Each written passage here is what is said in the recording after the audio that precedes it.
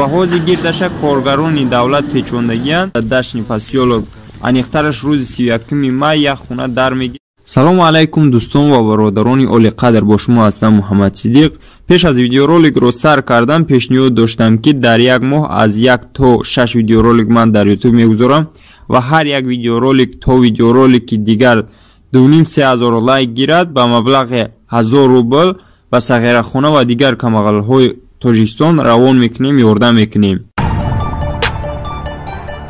ва касе ба ёдаш боша ваъда дода будам ки сайфи мо ба 500 нафар расад бо маблағи 2500 конкурс ташкил мекунем ва аллакай сайфи мо 3 баробар зиёд шид, бо наздикӣ конкурс мешава.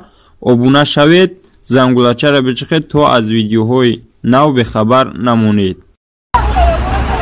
яке аз бозорҳои номдори кишвар, бозори Султони Кабири пойтахт, ин замон мавриди оташсӯзӣ қарор гирифт. бинои навсохт, навбунёди бозори Султони Кабир ба коми оташ рафт ва айни замон амондагони сохтори оташхомӯшкунӣ оташро хомӯш карда истодаанд. сабабҳои сӯхтор ҳанӯз ҳам маълум нест. дирӯз бозори Султони Кабир оташ гирифт. хушбахтона ягон кас зарари ҷиддӣ надид ва оташро сари вақт хомӯш карданд. ва ҳози гирдаша коргарони давлат печондагиянд ва касеро наздик шавӣ намемонад ва касеро иҷозати навор гирифтан намемонад.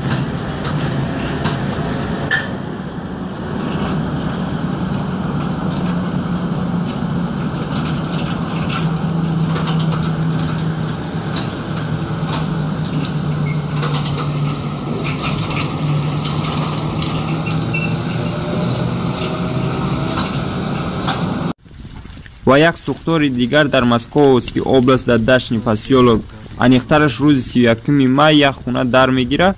пожарникҳоро занг мезананд, баъди 1,5-2 соат мерасанд. аҷоибаш ҳамие ки ҳамин Дашни Посёлок дета 9-10 километр ай район дурай ва як чи дигаро бародаро аҳамияте ки дар як давлати тараққиёт карда баъди 1,5-2 соат ба ҷои сӯхтор ва дар Тоҷикистон бинед ки баъди 15 дақиқа дар ҷои сӯхтор мерасанд.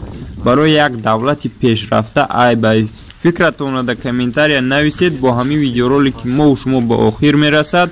раҳмат барои диққататон. аз шумо хоҳиш мекунам ки дастгирӣ бикунед, обуна шавед. пешакӣ раҳмат. сарбаландӣ, хонаободӣ, тани саҳат, имони мустаҳкам хоҳонам. боқӣ дар паноҳи Аллоҳ бошед.